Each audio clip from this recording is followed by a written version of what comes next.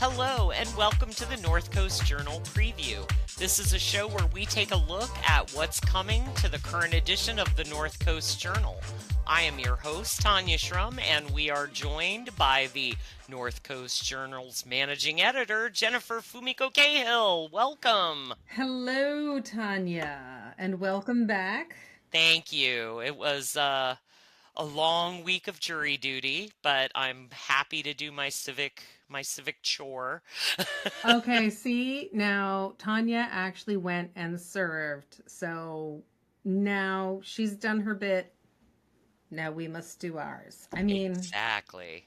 yeah. And even though I'm like in the middle of the courthouse all week, I felt very out of touch with what was happening around me. So it's nice to feel like I've got my finger back on the pulse. Well, the courthouse was bumping, as Yeah, they say, over the weekend. I know. I felt like I was just going to move in there for the week. And that brings us to what everybody was doing on Saturday at the courthouse. And we have a lovely cover from Sasha Sanal. Sanal.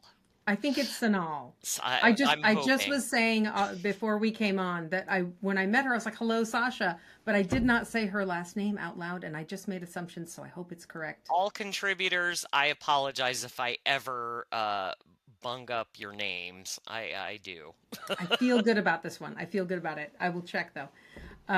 But yes, she was on the scene, as was our intrepid journal photography contributor Mark Larson, who, by the way, lives for these events. So the No Kings Part 2 was happening over at the courthouse on Saturday, and it was a big un, as they say. There were an estimated somewhere between 2 and 3,000, leaning toward 3,000 people, all showing up, signs, singing, protesting, no kings, basically the authoritarian rule of the Trump administration, lots of different policies, almost too many things to count, and a bevy of signs and issues all being touted on the steps of the courthouse and basically for the whole block. It started with a march that began at the North Coast Co-op and went to the courthouse at 11, and that's pretty much when everybody gathered and sort of converged on the courthouse at noon. And then it's enveloping that whole block. So there's on the back end, there always seems to be a horn band on the back end of the courthouse. So if you've got an instrument and you just want to jam for the resistance, I guess that's what you do. And it was, like I said, a well attended. It was organized, and there were lots of groups present. Among the organizing bodies were 5501, American Civil Liberties Union, Human Rights Campaign, and Veterans for Peace. Some of the other organizations that you saw around were Humboldt Democrats or HumDem. There were representatives from Centro del Pueblo, Redwood Peace and Justice Coalition, Food Not Bombs. There were a lot of different people with very different agendas coming together. So you have the kind of, there were hippie vibes happening. There were protest songs, civil rights era songs. And there were also people who were a little further into revolution and a little more into, like there was one person from Redwood Peace and Justice Coalition that Sasha spoke to, and he was saying, listen, these kinds of protests are not the things that make revolution. They are too comfortable for the government. They don't shut anything down. They don't disrupt anything. They don't make it so that they are undeniable, right?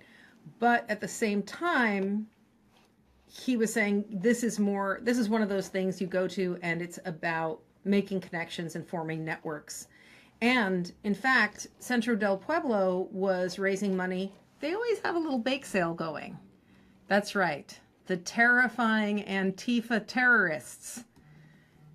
No, it's actually just some people with a bake sale. So Centro del Pueblo was there with their bake sale, and they were raising money for their community network building, specifically a community rapid response aid network.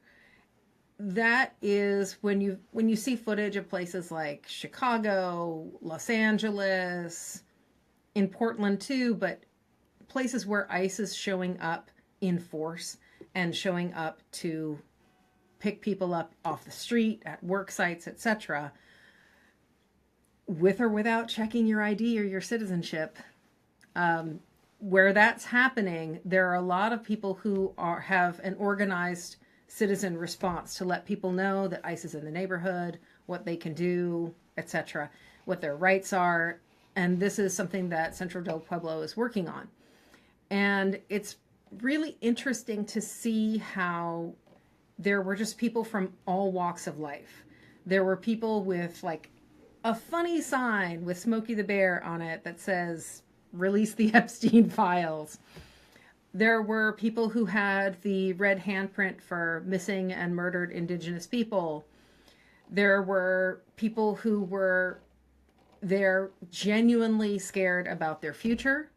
And there were people there who came to commune with others and really feel like they're not alone. And mostly it was on theme in that this autocratic rule that's happening in Washington, D.C., and what's happening in the Trump administration is widely rejected by some 3,000 people at least who showed up at the courthouse. And it sounds like a lot of the protests, like ours, the numbers have increased from the last round. yeah, we're looking at about 7 million people across the US and abroad, and it does not seem to be slowing down, partly because neither does the lean into autocracy and fascism for this administration. And did they shut down some of the block around the courthouse this time, or did they leave the road open on 101? The part of the street, J Street, that leads right into the courthouse and the jail, that's where the Journal is, by the way. We're upstairs over there. Not in the jail, but really close. So it is that street, that J Street, was not blocked off, but it was empty of cars. I did not see anybody trying to drive through there. I think people saw that and they were like, yeah, I'm not going to give that a shot. And the roads pass through, the roads are passing through. The protesters want traffic, and traffic goes through, and there are protest marshals who keep people off the street and keep them on the sidewalk so that they're not stopping traffic. And there's a lot of enthusiasm whenever a car goes by that's honking and whatnot. And there didn't seem to be much presence of counter protest. One or two people that weren't getting a tremendous amount of engagement from what we saw. And there's the occasional car that goes by that's more pro-Trump, but it did not seem like there was a lot of conflict from where I stood. Other people might have had a different experience of it, but that's what I and the rest of the Journal team saw at the courthouse. Excellent. It's kind of a both ways. I love the interaction with the folks that drive by, but I also have been where they cordoned off the street and it feels more safe and there's more room. So I guess it kind of is wonderful either way that it's organized. Yeah, and this time, as far as I know, they didn't have any open confrontations, which is nice to see. I recall there was that one guy a few protests ago. I want to say it was in the spring, that got out of his car and wanted to fight, and everybody was like, yeah, we're not fighting you, dude. But I think that was the guy in the t-shirt that said, it's not a dad bod, it's a father figure. I'm sorry, I'm going to bring that up forever. It's very embarrassing for him. I know. I would. Boy, please promise me, if I'm ever photographed trying to start a fight, please promise me you will cover up my t-shirt if it's dumb. I've got your back, Jennifer. Thank you so much. I appreciate it. Well, do we have any final thoughts before we move on to our other stories? I think it'll be interesting to see what comes of the different efforts in different directions. Central del Pueblo and Humboldt Democrats, all those different groups, Redwood Peace and Justice Coalition. It's going to be interesting to see how those groups overlap and where they diverge, and I'll be really interested to see what happens with them in the coming months. There's been some rumblings online about a protest on Black Friday, so we'll see if an effort becomes organized to do that. It's got to be less violent than Walmart on Black Friday or Right? Target on Black Friday, so I'll probably be going there just to stay safe. All right. Well, thank you. And I encourage everybody to pick up the journal or go online, see all of the pictures from Mark and read the article from Sasha. And with that, we have Kim bringing us the story, Kim Weir of What Happened at the Zoo. I know. Kim has unofficially become our wildlife beat reporter. Whether that wildlife includes, well, it actually goes flora and fauna, because starfish to kelp to otters, endangered or not, occasionally butterflies, she's here for it. And this week she wrote about, maybe everybody heard about this, the bear that visited the zoo. Bears at the zoo, not so shocking. Wild bear at the zoo, kind of a big deal. I learned a couple of things from her interviews with zoo staff. Among other things, apparently, Tool the bear sometimes climbs up to 100 feet high in the trees that are in his environment. And that means that other bears can see the zoo bear, right? And that might have created the curiosity. But also, 100 feet in the air, that's a flex. Good for you, Tool. It's, you know, it's like you want people in the gym to see you when you do the thing, right? So good for you, Tool, for being seen. Tool, Ishung, and Nabu are all in their fenced-in area, and this forest rando, a little yearling, not a big bear, came by and was just sort of looking over. If you see the pictures from the Sequoia Park Zoo, he looks sort of wistful, looking over the edge, like, huh. I know. I love the statement that the one zookeeper felt like he was looking to move in. I know, he's looking around saying that this is pretty sweet. There's a pond, there's trees. Now, it may be a thing where people have talked about, oh, maybe he was lured by the smell of food, but they keep the food locked up. So that was probably not it. And zoo director James Campbell Spickler said, and he's a bit of a climber himself, I would like to see him race the bear, just unofficially. I would like to see human versus bear tree climbing, throwing it out there into the universe. So he said that probably that bear was about the same age as Tool and was just curious. And yeah, like he said he looked like he wanted to move in. And it was good that he didn't make it into the environment, because they really can't be mixing. Wild bears out in the world, there's a health issue, there's whether or not they would get along, there's all that stuff. But most likely they're just kind of curious and checking it out. And apparently, another thing that I learned is that apparently they have a lot of visitors over there because they are right up against the redwood forest. They're practically part of the redwood forest with the trees growing all around in the skywalk. So apparently there are occasionally wild animals that come and check things out. And apparently once even an otter. Who knew? Who knew? But getting in is a little easier than getting out. The whole place is built so that nobody can get out, right? Unless you're a red panda with a plan. Man.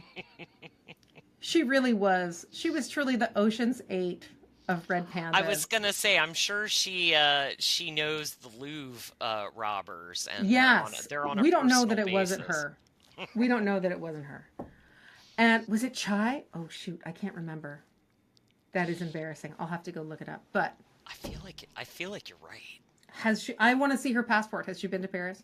But the thing that happened was another zoo worker, education curator Christine Knoll, was doing a morning inspection of the walkway and saw, oh, that's not one of ours over here. And they said that overall he was a polite visitor. He just hung out on the boardwalk, didn't try to climb over the railings. EPD was called, and then the officers helped clear any people who were walking in the trails, you know, the lovely trails at Sequoia Park. And once the people with their dogs, especially you want dogs out of there, yes.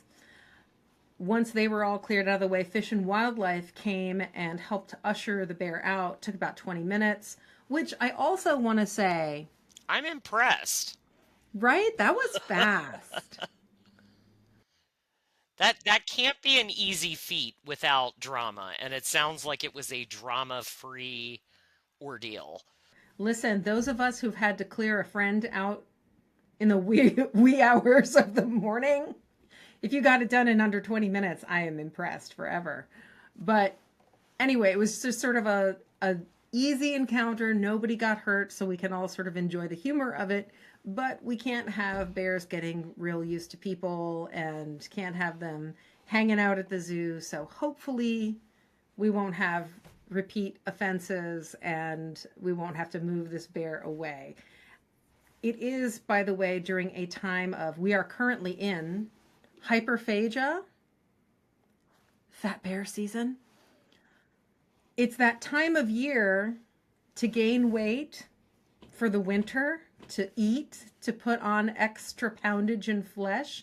Girl, who among us?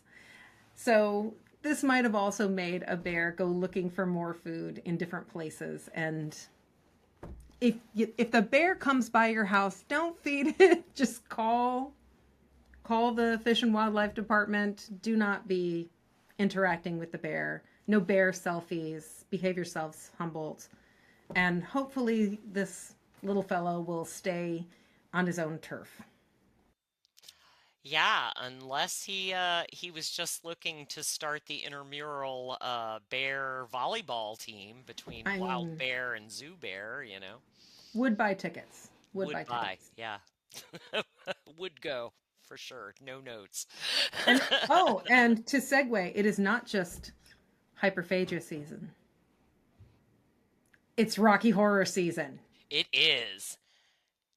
And the illustrious Tigger has the scoop.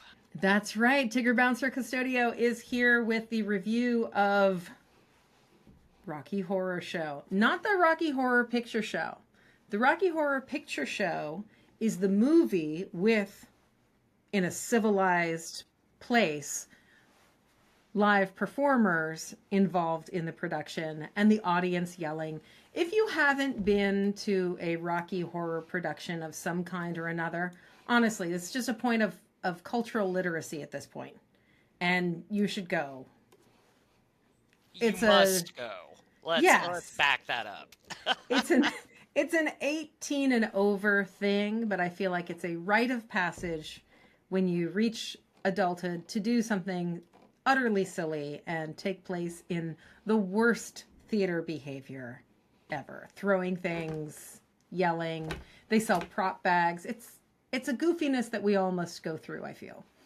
But the new show, and Tigger has his own background in drag, and so this is very exciting to me because the star of Ferndale Repertory Theater's production is probably more known to us as Kombucha, best drag performer from North Coast Journal's Best of Humboldt. But Kombucha is on stage performing as Frank-N-Furter. Full name, Virgo Kombucha Marroquin.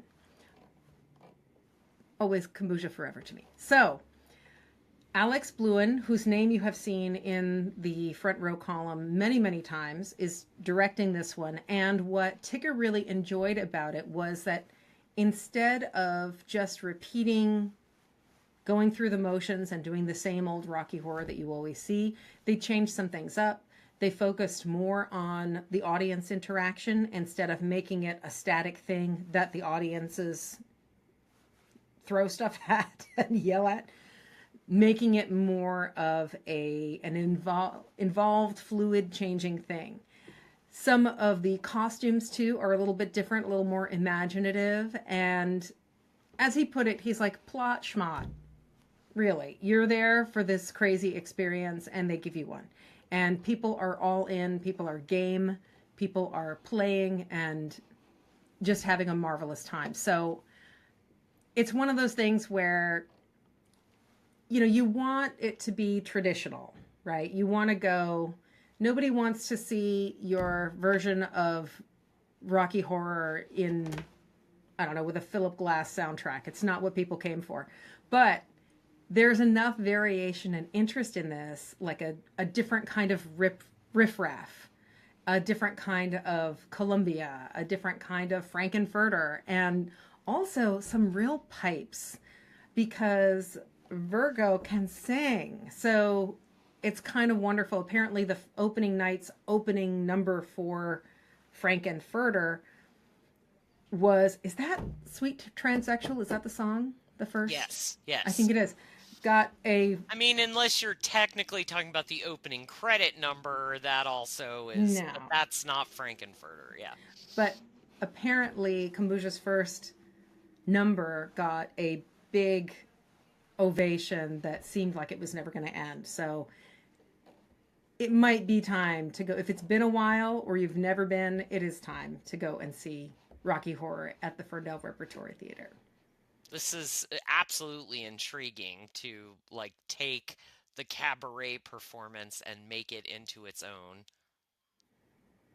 Yeah, and I think there is something to having performers who are drag performers, who are trans, who are queer performing, instead of it being a thing where it is just straight people once a year dipping their toe in drag or dipping their toe in kind of gender fluidity or gender effery, as it is sometimes called.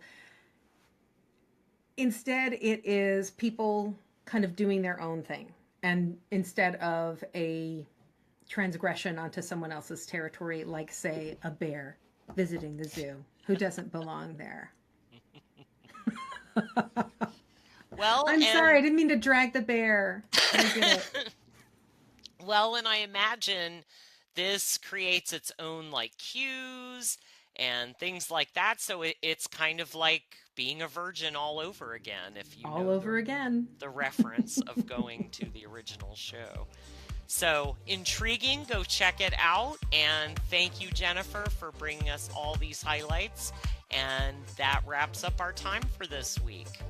The current edition of the North Coast Journal is available on newsstands tomorrow, or of course you can find it online at northcoastjournal.com. I am Tanya Schrum. Thanks to Jennifer as always, and thanks for being with us and staying informed and supportive here in our North Coast community.